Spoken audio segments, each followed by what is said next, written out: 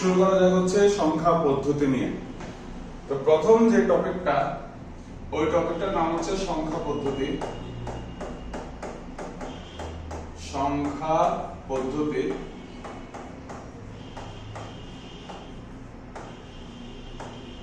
Microphone নিতে ভুলে গেছি।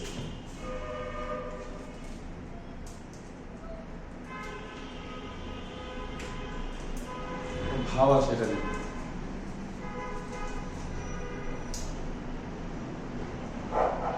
ওকে, তো আমাদের প্রথম টপিকটার নাম হচ্ছে সংখ্যা পদ্ধতি। প্রশ্ন হচ্ছে সংখ্যা পদ্ধতি কি। তো আমি আগে সংখ্যাটা লিখি, তারপরে ব্যাখ্যা দিব।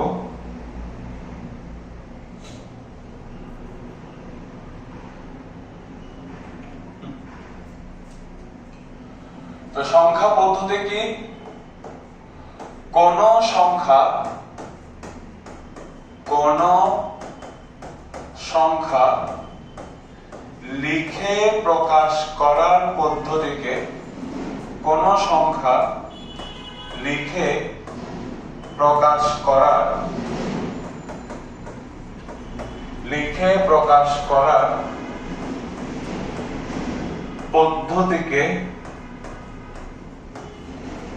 কোন সংখ্যা লিখে প্রকাশ করার পদ্ধতিকে সংখ্যা পদ্ধতি বলে। কোন সংখ্যা লিখে প্রকাশ করার পদ্ধতিকে সংখ্যা পদ্ধতি বলে। আমরা যখন কোনো কিছু লিখি, আমরা কিন্তু আমাদের ইচ্ছা মতো লিখি না। আমাদেরকে একটা পদ্ধতি, একটা নিয়ম, একটা প্রসেস মেনে লেখা লাগে। ধরেন ভাই লিখলাম, ইংরেজিতে লিখলাম যে আই ইট রাইস। তো ইংরেজিতে এই যে বাক্যটা লিখলাম, এই বাক্যটা কিন্তু আমরা আমাদের ইচ্ছা মতো লিখি নাই। আমাদেরকে একটা নিয়ম মেনে লেখা লাগছে। নিয়মটা কি? নিয়মটা হচ্ছে শুরুতে আমরা সাবজেক্ট লিখব, তারপরে আমরা ভার্ব লিখব, তারপরে আমরা অবজেক্ট লিখব। তাহলে দেখেন, ইংরেজিতে কোনো কিছু লেখার সময় আপনাকে একটা পদ্ধতি মেনে লেখা লাগতেছে। ঠিক সেম ভাবে আপনি যখন কোন একটা সংখ্যা লিখবেন, আপনাকে একটা পদ্ধতি মেনে ওই সংখ্যাটা লিখতে হবে। তো যে পদ্ধতি মেনে আমরা কোন একটা সংখ্যা লিখে প্রকাশ করি, ওই পদ্ধতিকে সংখ্যা পদ্ধতি বলে। বুঝা গেছে? আমরা যখন কোন একটা সংখ্যা লিখব, আমরা আমাদের ইচ্ছা মতো লিখব না, আমাদেরকে একটা পদ্ধতি মেনে লেখা লাগবে। তো যে পদ্ধতি মেনে আমরা সংখ্যাটা লিখব, ওই পদ্ধতিকে সংখ্যা পদ্ধতি বলে। উদাহরণ দিই, ধরেন একটা উদাহরণ দিচ্ছি। এটা সাপোজ আমি এখানে একটা সংখ্যা লিখলাম, এই যে এখানে একটা সংখ্যা লিখলাম, এখানে একটা সংখ্যা লিখলাম। তো এই যে সংখ্যাটা লিখলাম, এই সংখ্যাটার মান হচ্ছে 10। এই যে সংখ্যাটা, এই সংখ্যাটার মান হচ্ছে 11। এখন কথা হচ্ছে, এই সংখ্যাটা কিন্তু আমরা আমাদের ইচ্ছা মতো লিখি নাই, আমাদেরকে একটা পদ্ধতি মেনে লেখা লাগছে। তো যে পদ্ধতি মেনে এই সংখ্যাটা লিখছি, ওই পদ্ধতিটা হচ্ছে সংখ্যা পদ্ধতি। আর ওই সংখ্যা পদ্ধতির একটা নাম আছে, সেটা হচ্ছে হায়ারোগ্লিফিক্স সংখ্যা পদ্ধতি। হায়ারোগ্লিফিক্স সংখ্যা পদ্ধতি। ঠিক আছে? তো ভাই আরেকটা উদাহরণ দিই। ধরেন আমি এখানে একটা সংখ্যা লিখলাম, ধরেন এরকম একটা সংখ্যা লিখলাম, এরকম। তো এই যে সংখ্যাটা লিখলাম, এই সংখ্যাটার মান হচ্ছে 11। এই সংখ্যাটার মানও 11। এখন এই যে সংখ্যাটা লিখলাম, এই সংখ্যাটাও কিন্তু আমরা আমাদের ইচ্ছা মতো লিখি নাই, আমাদেরকে একটা পদ্ধতি মেনে লেখা লাগছে। তো যে পদ্ধতি মেনে আমরা এই সংখ্যাটা লিখছি, ওই পদ্ধতির নাম হচ্ছে ব্যাবিলনীয় সংখ্যা পদ্ধতি। ব্যাবিলনীয় সংখ্যা পদ্ধতি। সংখ্যা পদ্ধতি। ঠিক আছে, তারপর ধরো আমি আরেকটা সংখ্যা লিখি। ধরো এখানে একটা সংখ্যা লিখলাম, এই যে এরকম একটা সংখ্যা লিখলাম। তো এই যে সংখ্যাটা লিখলাম, এই সংখ্যাটার এই সংখ্যাটার মান হচ্ছে 7। তো এই যে সংখ্যাটা লিখলাম, এই সংখ্যাটাও কিন্তু আমরা আমাদের ইচ্ছা মতো লিখি নাই, আমাদেরকে একটা পদ্ধতি মেনে লেখা লাগছে। তো যে পদ্ধতি মেনে আমরা সংখ্যাটা লিখছি ওটাই হচ্ছে একটা সংখ্যা পদ্ধতি, আর ওটার নাম হচ্ছে মায়ান সংখ্যা পদ্ধতি। ওটার নাম হচ্ছে, ওই সংখ্যা পদ্ধতির নাম হচ্ছে মায়ান সংখ্যা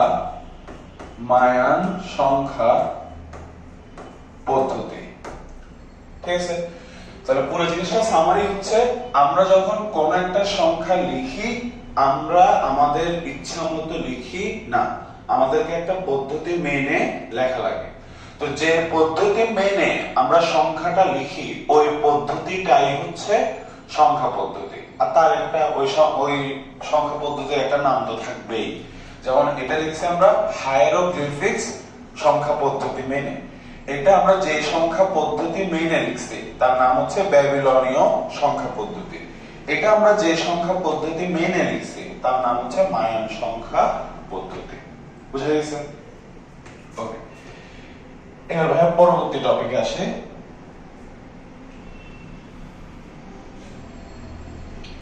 পরবর্তী টপিকের নাম হচ্ছে অঙ্ক। পরবর্তী টপিকের নাম হচ্ছে অঙ্ক। অঙ্ক তো এটা কি?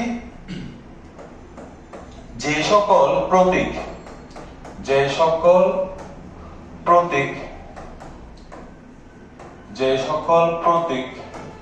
বা চিহ্ন ব্যবহার করে, যে সকল প্রতীক বা চিহ্ন ব্যবহার করে, যে সকল প্রতীক বা চিহ্ন ব্যবহার করে সংখ্যা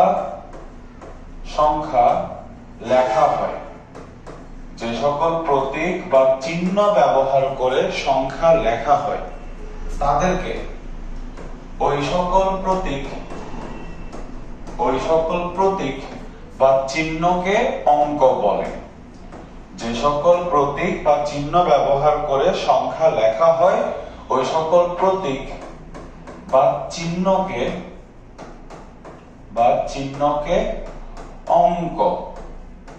অঙ্ক বলে। এই কথার মানে কি? এই কথার মানে হচ্ছে, ধরো আমরা যে এখানে সংখ্যা লিখছি, এই যে সংখ্যাটা লিখছি, এই সংখ্যাটা লেখার জন্য আমরা দুইটা প্রতীকের সাহায্য নিছি। এই হচ্ছে একটা প্রতীক, এই হচ্ছে একটা প্রতীক, আর এটা হচ্ছে আরেকটা প্রতীক। এই দুইটা প্রতীককে আমরা বলবো হচ্ছে অঙ্ক। অঙ্ক, ঠিক আছে? তাহলে আমরা যে সকল প্রতীক ব্যবহার করে সংখ্যা লিখি ওই প্রতীকগুলাই হচ্ছে এক একটা অঙ্ক। যেমন এই সংখ্যাটা লেখার জন্য আমরা দুইটা প্রতীক ব্যবহার করছি, তাহলে এই প্রতীকগুলাই হচ্ছে এক একটা অঙ্ক। এই সংখ্যাটা লেখার জন্য আমরা তিনটা প্রতীক ব্যবহার করছি, তাহলে এই তিনটা প্রতীক হচ্ছে এক একটা অঙ্ক। মানে মোট কথা হচ্ছে, আমরা যখন কোন একটা সংখ্যা লিখব, যে সকল প্রতীক বা চিহ্ন ব্যবহার করে আমরা সংখ্যা লিখব ওই প্রতীকগুলাই হচ্ছে এক একটা অঙ্ক। ঠিক আছে, তাহলে দুইটা ব্যাপার আমরা ক্লিয়ার হলাম। যে পদ্ধতি মেনে আমরা কোন একটা সংখ্যা লিখি ওই পদ্ধতিটাই হচ্ছে সংখ্যা পদ্ধতি। আর সংখ্যাটা লেখার জন্য আমরা যে সকল প্রতীক ব্যবহার করব, যে সকল চিহ্ন ব্যবহার করব তাদেরকে আমরা বলবো হচ্ছে অঙ্ক। ঠিক আছে, ওকে। এবার আমরা আসি হচ্ছে পরবর্তী টপিক, সেটা হচ্ছে সংখ্যা পদ্ধতি প্রকারভেদ। সংখ্যা পদ্ধতির প্রকারভেদ।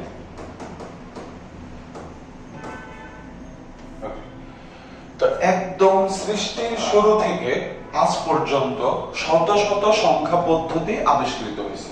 ঠিক আছে, একদম শুরু থেকে, সৃষ্টির শুরু থেকে আজ পর্যন্ত অগণিত সংখ্যা পদ্ধতি আবিষ্কৃত হয়েছে। তো যত পৃথিবীতে যত সংখ্যা পদ্ধতি আছে সমস্ত সংখ্যা পদ্ধতিকে আপনি দুইটা ভাগে ভাগ করতে পারবেন। ভাই কি বলছি, পৃথিবীতে যত সংখ্যা পদ্ধতি আছে সমস্ত সংখ্যা পদ্ধতিকে আপনি দুইটা ভাগে ভাগ করতে পারবেন। ইম্পর্টেন্ট ফর এমসিকিউ, দুইটা ভাগে ভাগ করতে পারবেন। একটা ভাগের নাম হচ্ছে অবস্থানিক সংখ্যা পদ্ধতি, একটা নাম হচ্ছে অবস্থানিক সংখ্যা পদ্ধতি, ইংরেজিতে আমরা বলি হচ্ছে নন পজিশনাল নাম্বার সিস্টেম, নন পজিশনাল নাম্বার সিস্টেম। একটা হচ্ছে অবস্থানিক সংখ্যা পদ্ধতি, ইংরেজিতে বলবো হচ্ছে নন পজিশনাল নাম্বার সিস্টেম। ইংরেজিটা মুখস্থ রাখবেন কারণ আজকাল ইংরেজি দিয়ে প্রশ্ন আসা শুরু হয়েছে। তাহলে পৃথিবীতে যত সংখ্যা পদ্ধতি আছে সমস্ত সংখ্যা পদ্ধতিকে আমরা দুইটা ভাগে ভাগ করতে পারি। একটা ভাগের নাম হচ্ছে অবস্থানিক সংখ্যা পদ্ধতি, ইংরেজিতে বলবো নন পজিশনাল নাম্বার সিস্টেম। আর দুই হচ্ছে দ্বিতীয় ভাগের নাম হচ্ছে স্থানিক সংখ্যা পদ্ধতি, দ্বিতীয় ভাগের নাম হচ্ছে স্থানিক সংখ্যা পদ্ধতি, আর ইংরেজিতে আমরা বলবো হচ্ছে positional number system, positional number system. ঠিক আছে, তো আমরা এখন এই দুইটা নিয়ে বিস্তারিত কথা বলবো। তাহলে এর আগে আমরা কি কি বললাম, যে আমরা যখন কোন একটা সংখ্যা লিখি সেটা আমরা কোন একটা পদ্ধতি মেনে লিখি। তো যে পদ্ধতি মেনে কোন একটা সংখ্যা লেখা হয় ওই পদ্ধতিকে বলে সংখ্যা পদ্ধতি। আর কোন একটা সংখ্যা লেখার জন্য আমরা যে সকল প্রতীক ব্যবহার করি তাদেরকে বলা হয় অঙ্ক। আর পৃথিবীতে যত সংখ্যা পদ্ধতি আবিষ্কৃত হয়েছে সমস্ত সংখ্যা পদ্ধতিকে দুইটা ভাগে ভাগ করা হয়। এক হচ্ছে অবস্থানিক নন পজিশনাল নাম্বার সিস্টেম, একটা হচ্ছে স্থানিক সংখ্যা পদ্ধতি বা পজিশনাল নাম্বার সিস্টেম। ডান, ওকে। এবারে এই দুই ভাগ নিয়ে বিস্তারিত কথা বলবো।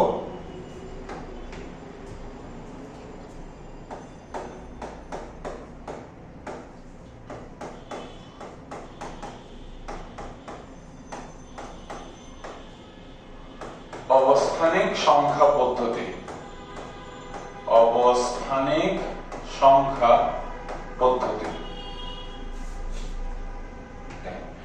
এটা কি ভাই, সংখ্যাটা দেখি। সংখ্যাটা হচ্ছে যে সংখ্যা পদ্ধতিতে যে সংখ্যা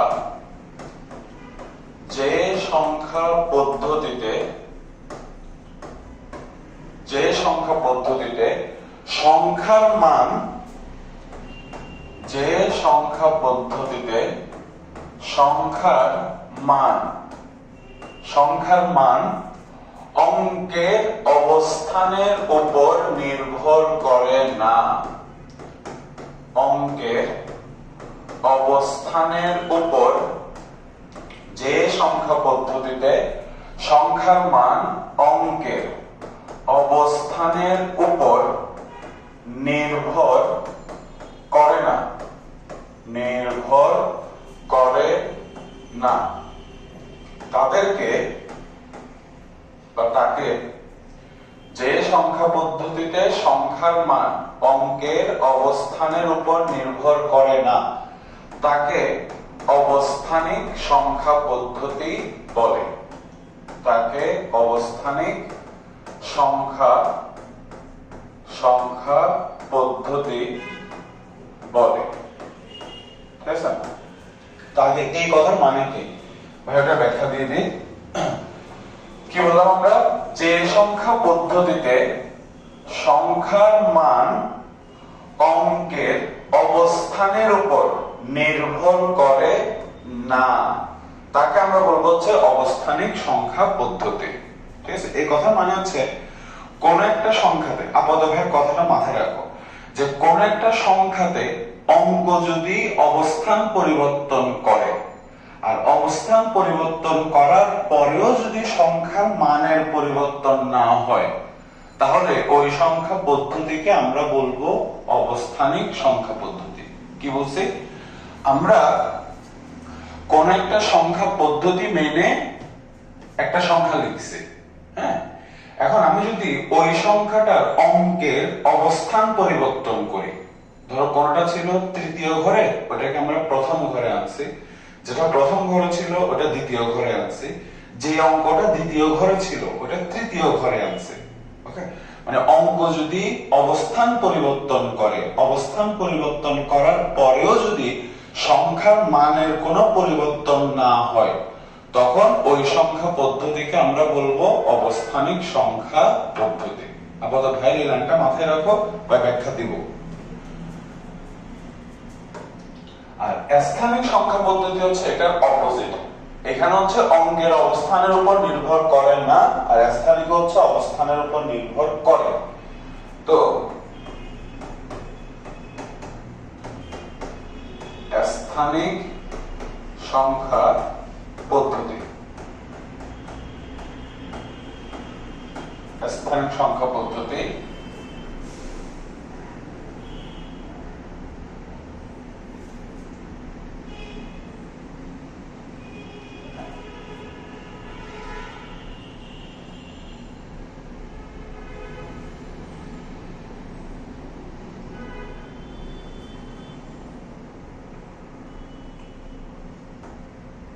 নির্ভর করে। ঠিক আছে, তাহলে যে সংখ্যা পদ্ধতিতে সংখ্যার মান অঙ্কের অবস্থানের উপর নির্ভর করে না সেটা হচ্ছে অবস্থানিক সংখ্যা পদ্ধতি, আর যে সংখ্যা পদ্ধতিতে সংখ্যার মান অঙ্কের অবস্থানের উপর নির্ভর করে সেটাকে আমরা বলি হচ্ছে স্থানিক সংখ্যা পদ্ধতি। ঠিক আছে, এভাবে কয়েকটা উদাহরণ দিই, তাহলে আপনারা বুঝবেন। তো অনেক রকম সংখ্যা পদ্ধতি আছে, তার মধ্যে একটা হচ্ছে হায়ারোগ্লিফিক্স সংখ্যা পদ্ধতি। হায়ারোগ্লিফিক্স সংখ্যা পদ্ধতি।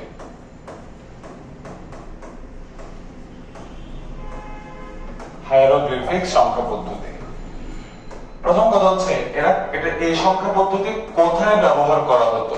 উত্তর হচ্ছে প্রাচীন মিশরে। ঠিক আছে, একদম প্রাচীন মিশরে ওরা যে সংখ্যা পদ্ধতি ব্যবহার করত ওই সংখ্যা পদ্ধতির নাম হচ্ছে হায়ারোগ্লিফিক্স সংখ্যা পদ্ধতি। তাহলে হায়ারোগ্লিফিক্স সংখ্যা পদ্ধতি কারা ব্যবহার করত? উত্তর হচ্ছে প্রাচীন মিশরে। হ্যাঁ, প্রাচীন মিশরে যে সংখ্যা পদ্ধতি ব্যবহার করত, প্রাচীন মিশরে যে সংখ্যা পদ্ধতি, প্রাচীন মিশরে যে সংখ্যা পদ্ধতি ব্যবহার করত ওই সংখ্যা পদ্ধতিকে আমরা বলি হচ্ছে হায়ারোগ্লিফিক্স সংখ্যা পদ্ধতি। ঠিক আছে, এবং 2 নম্বর পয়েন্ট, হায়ারোগ্লিফিক্স সংখ্যা পদ্ধতিতে সংখ্যা লেখার জন্য 7টা প্রতীক বা অঙ্ক ব্যবহার করা হতো। ভাই কি বলছে? হায়ারোগ্লিফিক্স সংখ্যা পদ্ধতিতে, হায়ারোগ্লিফিক্স সংখ্যা পদ্ধতিতে সংখ্যা লেখার জন্য, হায়ারোগ্লিফিক্স সংখ্যা পদ্ধতিতে সংখ্যা লেখার জন্য 7টি প্রতীক, 7টি প্রতীক ব্যবহার করা হতো। ঠিক আছে, তো এই 7টা প্রতীক কি কি আপনাদেরকে দেখাচ্ছে।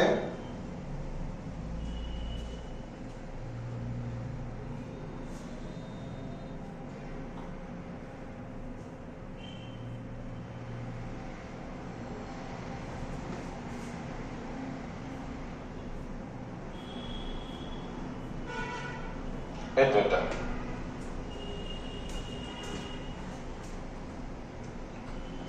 হচ্ছে, হ্যাঁ দেখেন, তো হায়ারোগ্লিফিক সংখ্যা পদ্ধতিতে সংখ্যা লেখার জন্য ওরা 7টা প্রতীক ব্যবহার করত। কি কি?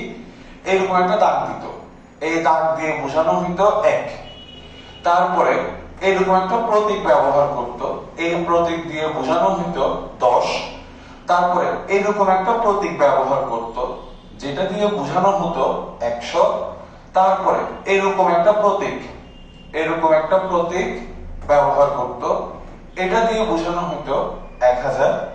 তারপরে মানুষের আঙ্গুল, হ্যাঁ, মানুষের আঙ্গুলের একটা প্রতীক ব্যবহার করত, এই প্রতীক দিয়ে বোঝানো হতো 10,000।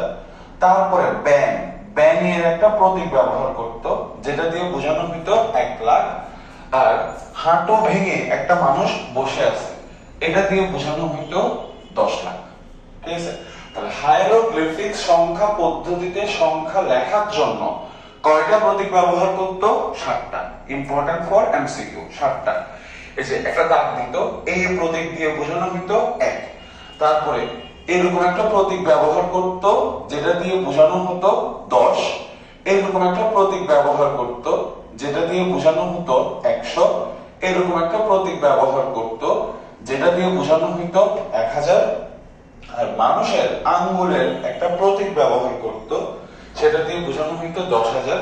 তারপর ব্যাঙের মতো একটা প্রতীক ব্যবহার করত, যেটা দিয়ে বোঝানো হতো 1,00,000। আর হাঁটু ভেঙে একটা মানুষ বসে আছে, ওটা দিয়ে বোঝানো হতো 10,00,000। ঠিক আছে?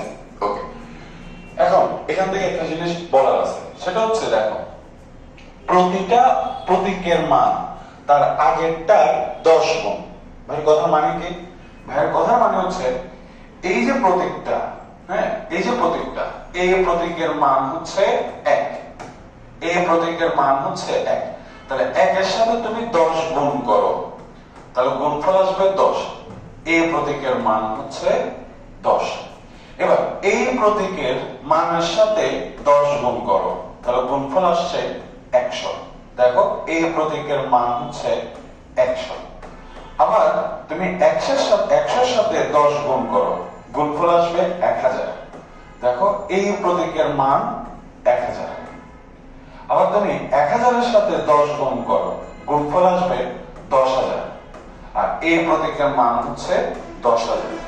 আবার তুমি 10,000 এর সাথে 10 গুণ করো, গুণফল আসবে হচ্ছে 1,00,000। গুণফল আসবে হচ্ছে 1,00,000। এই প্রতীকের মান হচ্ছে 1,00,000। আবার 1,00,000 এর সাথে 10 গুণ করলে গুণফল আসবে 10,00,000। পরবর্তী প্রতীকের মান হচ্ছে 10,00,000। মানে মোট কথা হচ্ছে প্রত্যেকটা প্রতীকের মান আগেরটার 10 গুণ, প্রতিটা প্রতীকের মান আগেরটার 10 গুণ। মানে আমি যদি আগেরটার সাথে 10 গুণ করি, তাহলে পরবর্তী যেটা আছে, পরবর্তীটার মান পেয়ে যাব। তাহলে হায়ারোগ্লিফিক সংখ্যা পদ্ধতিতে সংখ্যা লেখার জন্য কয়টা প্রতীক ব্যবহার করা হয়? 7টা। আর প্রতিটা প্রতীকের মান আগেরটার কয় গুণ? 10 গুণ। এই কারণে এই সংখ্যা পদ্ধতিকে বলা হয় 10 ভিত্তিক সংখ্যা পদ্ধতি। ঠিক আছে? কারণ প্রতিটা প্রতীকের মান আগেরটার 10 গুণ, এই কারণে এই সংখ্যা পদ্ধতিকে বলা হয় 10 ভিত্তিক সংখ্যা পদ্ধতি। তাহলে আমাদের পরবর্তী পয়েন্ট সেটা হচ্ছে হায়ারোগ্লিফিক সংখ্যা পদ্ধতি কেমন সংখ্যা পদ্ধতি? উত্তর হচ্ছে 10 ভিত্তিক সংখ্যা পদ্ধতি। 10 ভিত্তিক সংখ্যা পদ্ধতি। ওকে, এবার দেখো, এই সংখ্যা পদ্ধতিতে সংখ্যা লেখা হয় যোগফল আকারে। এই সংখ্যা পদ্ধতিতে সংখ্যা লেখা হয় যোগফল আকারে। এই সংখ্যা পদ্ধতিতে সংখ্যা লেখা হয় যোগফল আকারে। ভাই এই কথা মানে কি? এই কথা মানে হচ্ছে, ভাই উদাহরণ দিচ্ছি, ধরো আমি এই সংখ্যা পদ্ধতিতে একটা সংখ্যা লিখতে চাচ্ছি। আমি এই সংখ্যা পদ্ধতিতে একটা সংখ্যা লিখতে চাচ্ছি। ধরো একটা সংখ্যা আমি এরকম লিখলাম, এটা এটা, তারপরে ধরো কি যেন আছে, এটা, ধরো এটা লিখলাম। ওকে, এখন দেখো, আমি তোমাকে বললাম যে এই সংখ্যাটার মান কত বের করো। একদম ইজি। এই যে প্রতীকটা, এই প্রতীকের মান কত? 10। এই যে প্রতীক, এই প্রতীকের মান কত? 1। এই প্রতীকের মান হচ্ছে 1, আর এই প্রতীকের মান হচ্ছে 100। তাহলে তুমি যোগ করো, যোগ করলে তুমি টোটাল কত পাচ্ছ? 112। তার মানে এই সংখ্যাটার মান হচ্ছে 112। ওকে, মানে হায়ারোগ্লিফিক সংখ্যা পদ্ধতিতে সংখ্যা লেখা হয় যোগফল আকারে। যোগফল যত, মান হবে তত। এবার ধরো আমি এরকম লিখলাম, ধরো আমি এরকম লিখলাম। কারণ তোমাকে বললাম এই সংখ্যার মান কত বের করো, তাহলে বের করো তো।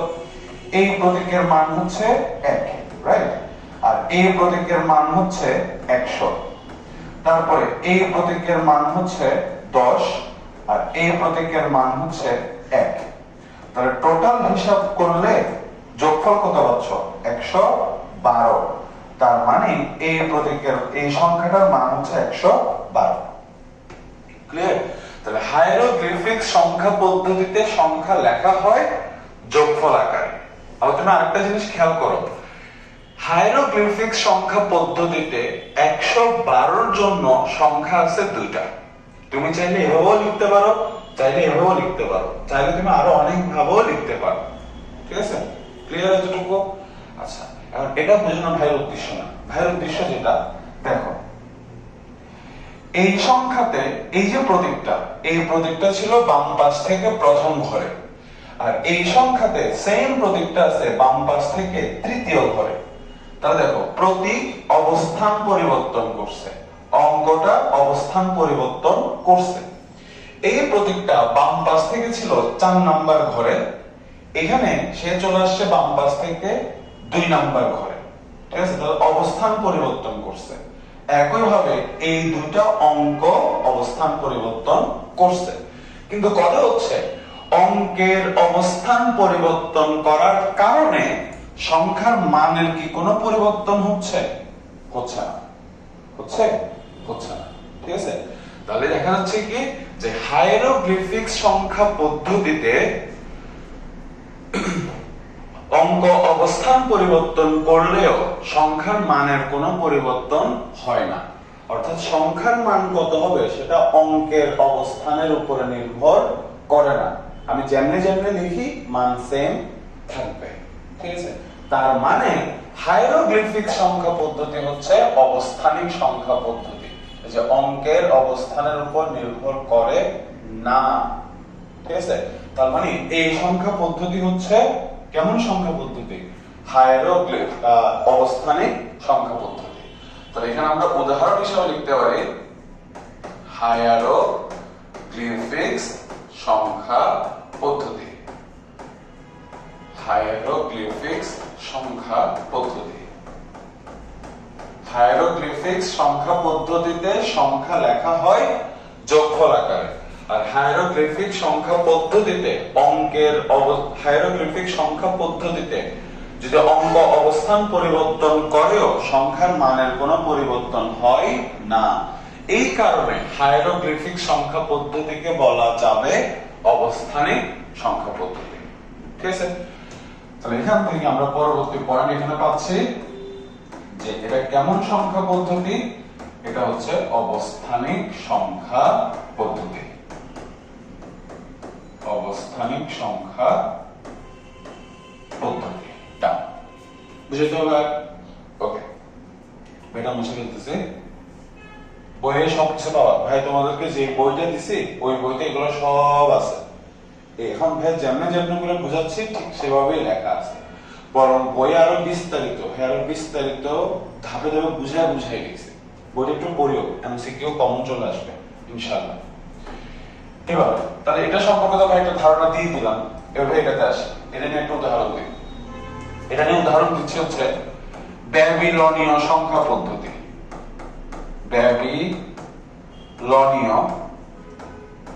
ব্যাবিলনীয় সংখ্যা পদ্ধতি। ব্যাবিলনীয় সংখ্যা পদ্ধতি। শুরু করি। প্রথম কথা হচ্ছে ব্যাবিলনীয় সংখ্যা পদ্ধতি কারা ব্যবহার করত? উত্তর হচ্ছে প্রাচীন সুমেরীয়রা আর ব্যাবিলনীয়রা। ওকে, সম্ভবত চীনা সভ্যতা, অনেক আগে চীনে একটা সভ্যতা ছিল যার নাম হচ্ছে ব্যাবিলনীয় সভ্যতা, যদি আমার ভুল না হয়। তো ওই সভ্যতার মানুষজন এই সংখ্যা পদ্ধতি ব্যবহার করে সংখ্যা লিখত, হিসাব নিকাশ করত। তার প্রথম পয়েন্ট হচ্ছে কারা এটা ব্যবহার করত? উত্তর হচ্ছে প্রাচীন সুমেরীয়। প্রাচীন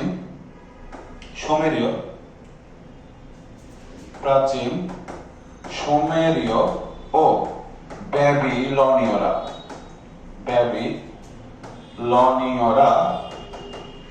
এই সংখ্যা পদ্ধতি ব্যবহার করত। এটা হচ্ছে ফার্স্ট পয়েন্ট। সেকেন্ড পয়েন্ট হচ্ছে এই সংখ্যা পদ্ধতিতে সংখ্যা লেখার জন্য দুইটা প্রতীক ব্যবহার করত। এই সংখ্যা পদ্ধতিতে সংখ্যা লেখার জন্য দুইটি প্রতীক ব্যবহার করা হতো। কি কি প্রতীক ভাই এখানে লিখে দিচ্ছি। একটা প্রতীক হচ্ছে এটা, এই প্রতীকটা ব্যবহার করত। এই প্রতীক দিয়ে বোঝানো হতো এক, যেটাকে আমরা এক বলি, ওই এক। আর আরেকটা প্রতীক হচ্ছে এরকম, এটা, এই প্রতীক দিয়ে বোঝানো হতো 10। ঠিক আছে, তাহলে দুইটা কথা বললাম। ব্যাবিলনীয় সংখ্যা পদ্ধতি কারা ব্যবহার করত? প্রাচীন সুমেরীয় ও ব্যাবিলনীয়রা এই সংখ্যা পদ্ধতি ব্যবহার করত। এই সংখ্যা পদ্ধতিতে সংখ্যা লেখার জন্য কয়টা প্রতীক ব্যবহার করা হয়? দুইটা। এইরকম একটা প্রতীক আছে, এটা দিয়ে বোঝানো হয় এক, আর এই প্রতীক দিয়ে বোঝানো হয় হচ্ছে 10। রাইট? ওকে, এবার পরবর্তী কথা আসি। 3 নম্বর যে পয়েন্ট, এই সংখ্যা পদ্ধতিতে সংখ্যা লেখা হয় ঘর আকারে। এই সংখ্যা পদ্ধতিতে সংখ্যা লেখা হয় হচ্ছে ঘর আকারে, আর প্রতিটা ঘরের মান হবে তার ডান পাশের ঘরের 60 গুণ। ভাই কি বলছি? ব্যাবিলনীয় সংখ্যা পদ্ধতিতে সংখ্যা লেখা হয় ঘর আকারে। কি আকারে? ঘর আকারে। আর প্রতিটা ঘরের মান হবে তার ডান পাশের ঘরের 60 গুণ। তাহলে এখানে কি বললাম যে প্রতিটি ঘরের মান হবে তার ডান পাশের ঘরের 60 গুণ। তার ডান পাশের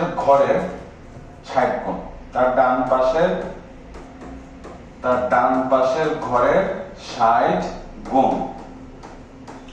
গুণ। ঠিক আছে, এবার মাথায় রাখবা যে পাশাপাশি অবস্থিত দুইটা ঘরকে আলাদা করার জন্য মাঝখানে ওরা ফাঁকা জায়গা রাখতো। ঠিক আছে, পাশাপাশি অবস্থিত দুইটা ঘরকে আলাদা করার জন্য ওরা মাঝখানে ফাঁকা জায়গা রাখতো। এভাবে উদাহরণ দিই।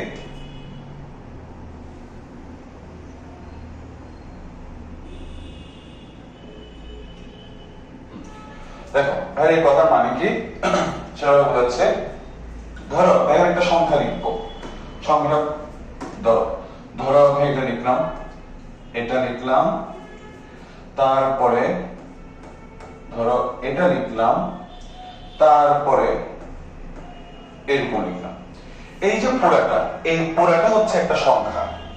এবার দেখো তো, এই যে এটা আছে হচ্ছে প্রথম ঘর। ওরা কিন্তু এভাবে ঘর আঁকতো না, ওরা ঘর বোঝানোর জন্য, মানে পাশাপাশি অবস্থিত দুইটা ঘর বোঝানোর জন্য মাঝখানে ফাঁকা জায়গা রাখতো।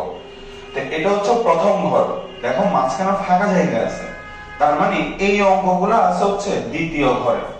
আবার মাঝখানে ফাঁকা জায়গা আছে, তার মানে এই অঙ্কগুলো আছে হচ্ছে তৃতীয় ঘরে। মানে প্রত্যেকটা ঘরকে অন্য ঘর থেকে আলাদা করার জন্য ওরা মাঝখানে ফাঁকা জায়গা রাখতো, এরকম ঘর রাখতো না। এটা ভাই আঁকছি আপনাদেরকে বোঝানোর জন্য। তাহলে এই অঙ্কটা আছে হচ্ছে প্রথম ঘরে, এই দুইটা অঙ্ক আছে দ্বিতীয় ঘরে, আর এই দুইটা অঙ্ক আছে হচ্ছে তৃতীয় ঘরে। এখন ধরো আমরা এই সংখ্যার মান বের করতে চাচ্ছি, তাহলে মান কি হবে? দেখো, মান হবে হচ্ছে এই যে প্রতীকটা, এই প্রতীকের মান হচ্ছে 10। এই প্রতীকের মান হচ্ছে 10, আর সে যে ঘরে আছে, সে আছে প্রথম ঘরে, সে যে ঘরে আছে ওই ঘরের মান হচ্ছে 1। একদম ডান পাশে যে ঘরটা থাকবে তার মান শুরু হয় হচ্ছে 1 দিয়ে।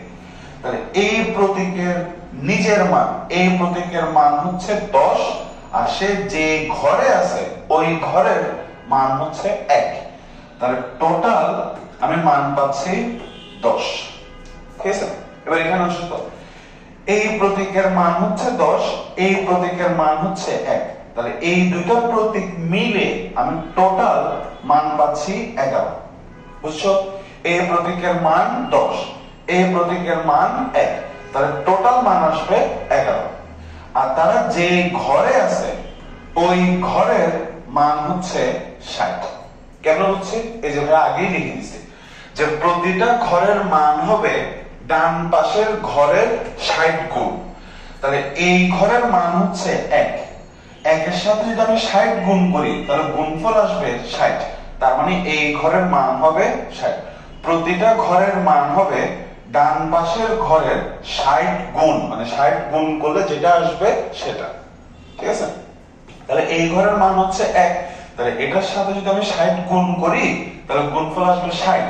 তার মানে এই ঘরের মান হচ্ছে 60। ঠিক আছে? তাহলে এই দুইটা প্রতীকের টোটাল মান হচ্ছে 11, আর তারা যে ঘরে আছে ওই ঘরের মান হচ্ছে 60। তাহলে এখান থেকে হিসাব করলে আমি টোটাল মান পাচ্ছি 660। এবার এখানে আসে তো এই প্রতীকের মান হচ্ছে 10, এই প্রতীকের মান হচ্ছে 10, তাহলে টোটাল মান পাচ্ছি আমরা 20।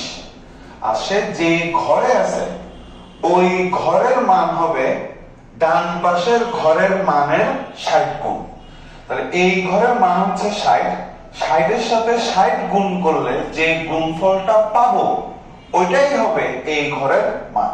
তাহলে 60 এর সাথে যদি আমি 60 গুণ করি এই ঘরের মান হবে হচ্ছে 3600। তাহলে এই দুটো প্রতীকের টোটাল মান হচ্ছে 20, তারা যে ঘরে আছে ওই ঘরের মান হচ্ছে 3600। তাহলে এখান থেকে যদি আমরা হিসাব করি তাহলে আমরা পাচ্ছি এটা। এবার সবগুলো যদি আমরা যোগ করি, মেরা ক্যালকুলেটর কাহা है?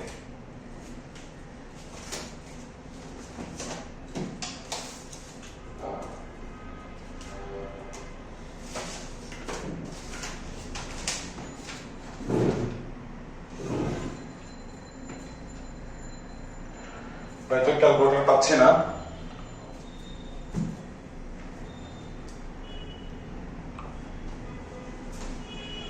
আসলে এখান থেকে যোগ করি, এখান থেকে যোগ করলে আসলে 72,660। আচ্ছা এটা এমনি মুখোমুখি করা যায়। এখান থেকে যোগ করলে টোটাল মান আসবে হচ্ছে 72,670।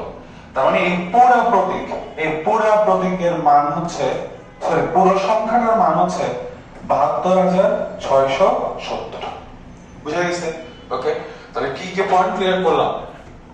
ব্যাবিলনীয় সংখ্যা পদ্ধতি কারা ব্যবহার করত? উত্তর হচ্ছে প্রাচীন সুমেরীয় ও ব্যাবিলনীয়রা ব্যবহার করত।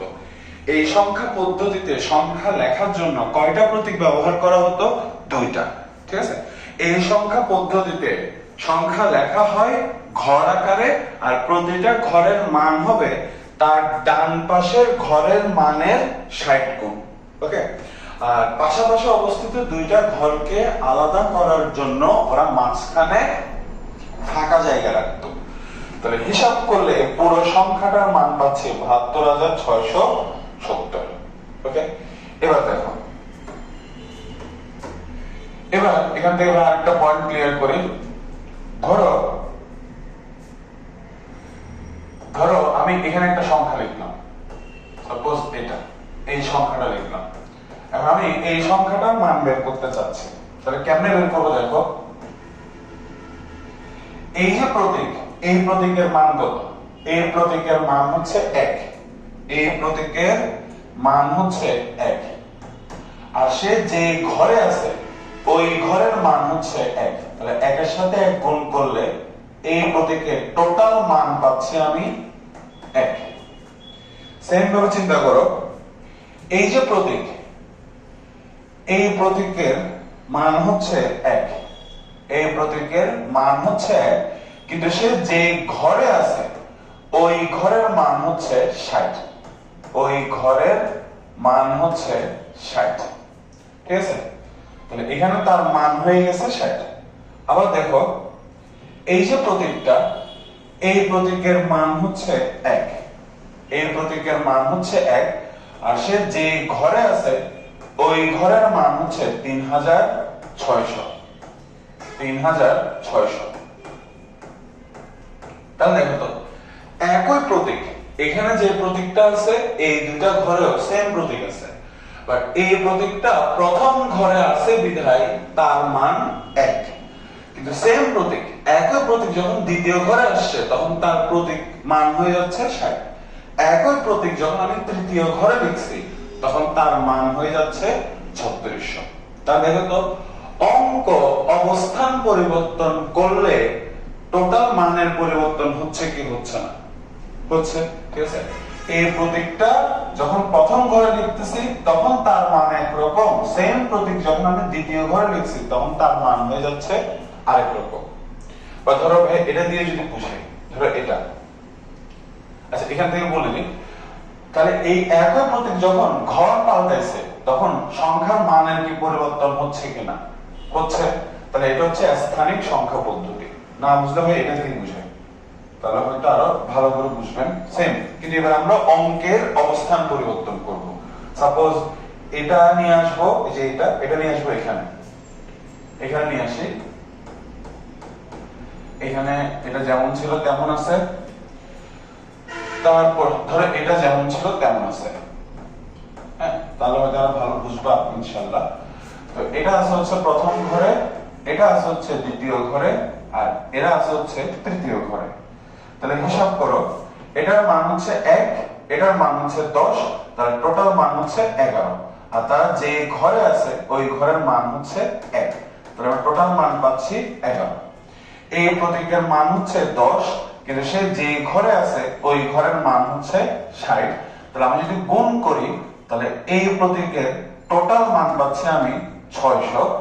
এই প্রতীকের মান 10, এই প্রতীকের মান 10, তাহলে টোটাল আমি মান পাচ্ছি 20। আর তারা যে ঘরে আছে ওই ঘরের মান হচ্ছে 3600। তাহলে 20 এর সাথে যদি আমি 3600 গুণ করি তাহলে আমি পাচ্ছি 72000। এবার যোগ করে দিলে আমি টোটাল মান পাচ্ছি 72611। তাহলে দেখো তো আমি কি করছি, অঙ্কের অবস্থান পরিবর্তন করছি। কি অবস্থান পরিবর্তন করছি?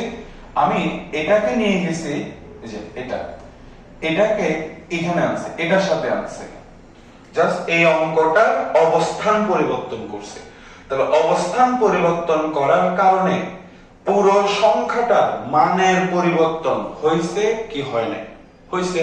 ঠিক আছে, তার মানে ব্যাবিলনীয় সংখ্যা পদ্ধতিতে সংখ্যার মান অঙ্কের অবস্থানের উপরে নির্ভর করে। যদি অঙ্ক অবস্থান পরিবর্তন করে তাহলে সংখ্যার মান পরিবর্তন হয়ে যায়। এই কারণে ব্যাবিলনীয় সংখ্যা পদ্ধতিকে আমরা বলতে পারবো স্থানিক সংখ্যা পদ্ধতি। ব্যাবিলনীয় সংখ্যা পদ্ধতিকে আমরা বলতে পারবো স্থানিক সংখ্যা পদ্ধতি। তাহলে স্থানিক সংখ্যা পদ্ধতির একটা উদাহরণ আমরা পেয়ে গেলাম, সেটা হচ্ছে ব্যাবিলনীয় সংখ্যা পদ্ধতি। ব্যাবিলনীয় সংখ্যা পদ্ধতি, সংখ্যা পদ্ধতি। ঠিক আছে, তো আশা করি স্থানিক অবস্থানিক পুরো জিনিসটা তোমাদের ক্লিয়ার। তো ভাই চাইলে আরো সংখ্যা পদ্ধতি নিয়ে উদাহরণ দিতে পারবো, বাট যেহেতু সামনে পরীক্ষা, এগুলা থেকে শুধু এমসিকিউ আসে। হ্যাঁ, এগুলা থেকে জ্ঞানমূলক বা অনুধাবন আসার মতো কিছু নাই, এগুলা থেকে বিভিন্ন রকম সংখ্যা পদ্ধতি থেকে। ঠিক আছে, তারপরে বইয়ে আছে কি কি, হায়ারোগ্লিফিক সংখ্যা পদ্ধতি আছে, ব্যাবিলনীয় সংখ্যা পদ্ধতি আছে, মায়ান সংখ্যা পদ্ধতি আছে, তারপরে হচ্ছে রোমান সংখ্যা পদ্ধতি আছে, হিন্দু আরব সংখ্যা পদ্ধতি আছে। তো এই 5টা সংখ্যা পদ্ধতি থেকে এমসিকিউ আসে। তো ভাই দুইটা বুঝাইছি জাস্ট এই জিনিসগুলো ফিল করানোর জন্য। তো বাকিগুলো তোমরা জাস্ট রিডিং পড়ে নিও তাহলে হবে। ভাই ওগুলো বুঝাইতাম, কিন্তু সামনে যেহেতু পরীক্ষা এই কারণে ভাই ওগুলো বুঝাচ্ছি না। ঠিক আছে, বাট আগের ব্যাচগুলোতে ডিটেইলসে বুঝাইছি আমি। তো আশা করি পুরো জিনিসটা মাথায় গেছে যে কিভাবে হিসাবটা হয়। আচ্ছা, আরেকটা কথা বলি, এই যে ব্যাবিলনীয় সংখ্যা পদ্ধতি, এটা কিন্তু এখনো ব্যবহার করা হয় ম্যাথ আমরা কোণ হিসাব করার জন্য, তারপর হচ্ছে সময় হিসাব করার জন্য, তারপর হচ্ছে জ্যোতির্বিজ্ঞানে হ্যাঁ এখনো এই সংখ্যা পদ্ধতি ব্যবহার করা হয়। এখনো এই সংখ্যা পদ্ধতি ব্যবহার করা হয়। এটা এমসিকিউর জন্য ইম্পর্টেন্ট। এই সংখ্যা পদ্ধতি ব্যবহার করা হয়। ঠিক আছে, ওকে। তো আর কি, দেখা হচ্ছে পরবর্তী ক্লাসে। আজকে এতটুকুই।